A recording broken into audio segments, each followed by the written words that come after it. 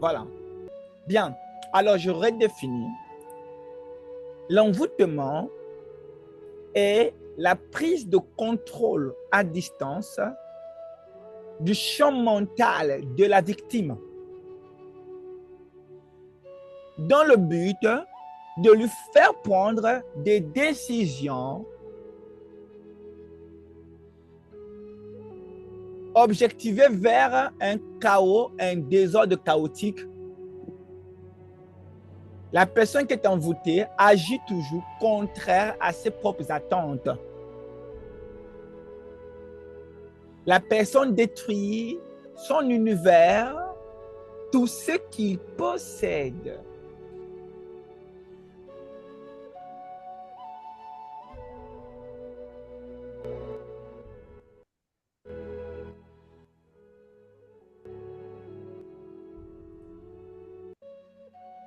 Quand tu vois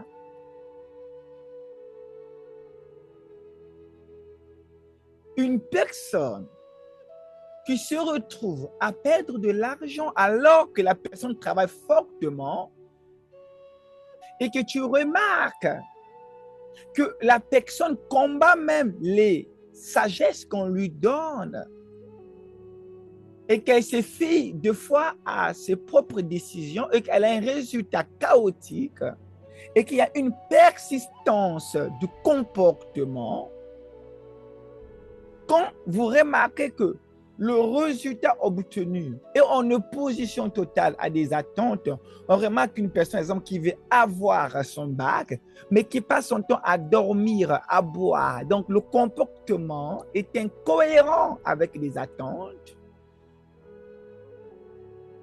Et que la personne a un combat interne. On remarque que la volonté de vouloir faire quelque chose de bien, mais malheureusement, la personne fout du bordel dans sa propre vie.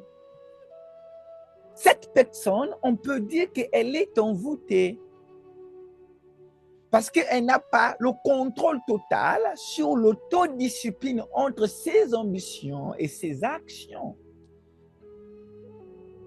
Vous allez remarquer que cette condition est totalement répétitive et un flambeau qu'on peut facilement discerner dans les cœurs de plusieurs personnes. Les personnes se lamentent que ma vie ne va pas bien, je ne m'en sors pas longtemps en relation amoureuse, etc. Mais la personne n'analyse pas des acteurs suspectifs de lui faire entrer dans des situations chaotiques. Lorsque tu agis et que tu regrettes de ton agissement, donc ce n'est pas toi qui as agi, tu as été envoûté. Si tu décides d'entrer en bagarre et qu'après tu regrettes la bagarre, ce n'est pas toi qui as vu la bagarre, tu as été envoûté. L'envoûtement est une action qui ne se fait pas seulement à distance par une personne qui te travaille dans un laboratoire. On retrouve des envoûtements, sous forme d'une pandémie provoquée par des esprits auxiliaires qui sont tout simplement des parasites, qui remplissent l'espace-temps dans les milieux où tu es. Un envoûtement peut être influencé par ce qu'on appelle le destin du moment. Lorsque tu viens dans un quartier ou bien dans une maison qui a été hantée, où il y a eu beaucoup de meurtres dans cette maison, la mémoire de la guerre, de la mort, des activités obscènes qui ont été appliquées, réalisées dans cet endroit, sont susceptibles de vous envoûter parce que une entité vibratoire est tout simplement un agrégat d'informations. Une information, on le sait, c'est tout simplement une information, c'est une identité qui permet de différencier un objet parmi plusieurs objets. C'est la réduction de l'incertitude. Or, on parle de mémoire lorsque l'information persiste dans le temps. Or, le temps est un champ quantique qui est totalement omniprésent. Donc, à chaque endroit, il y a le temps. Il y a donc des informations qui sont piégées dans le temps. Et quand ces informations sont piégées dans le temps, ils vont donc persister. Et quand ils vont persister, ils deviennent un agrégat d'informations. On appelle ça entité vibratoire. C'est là où qu'on appelle des spectres. Nous sommes dans la démonologie.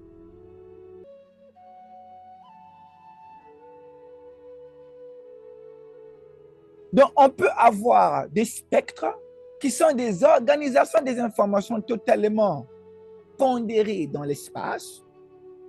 En fonction des milieux, on a des informations qui sont totalement différentes. Donc, une information dans un lieu de détresse peut prendre contact avec toi, t'envoûter et puis agir en détresse. Il y a des envoûtements égrégoriques, des envoûtements familiales, des envoûtements continentaux, des envoûtements ethnocratiques.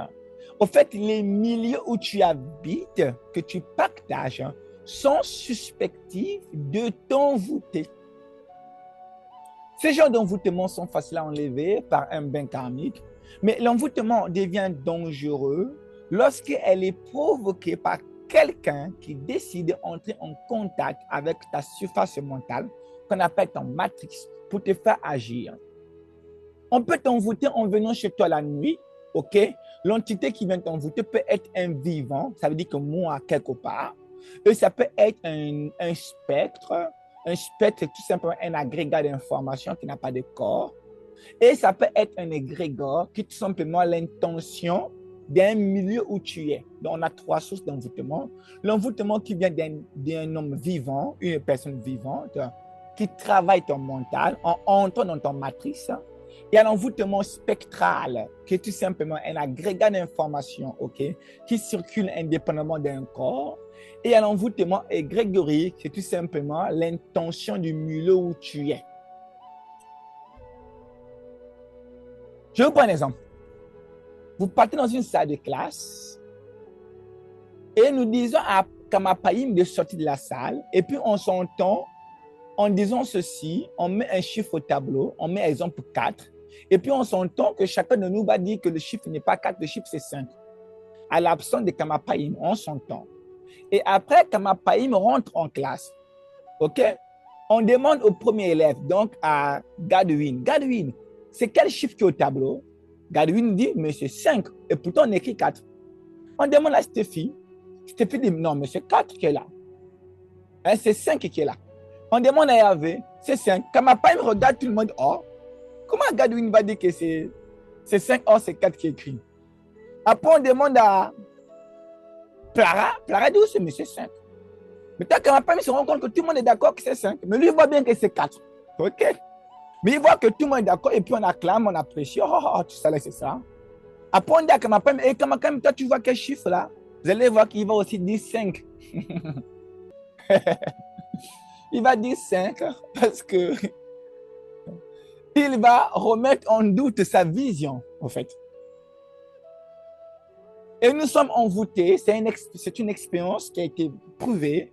Nous sommes envoûtés constamment comme ça. Ça veut dire que le point de vue global est en train de conditionner le point de vue individuel. C'est ce qu'on appelle un système existentiel global. Le système existentiel global, c'est tout simplement le champ d'ensemble qui te définit. Nous ne sommes donc pas seulement définis par le champ individuel. Nous sommes aussi définis par le champ global.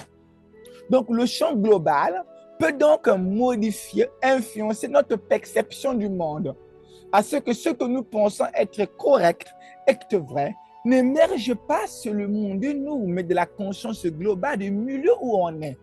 Donc, sur le milieu où tu es est idiot, et c'est normal que ta conscience globale soit aussi idiot.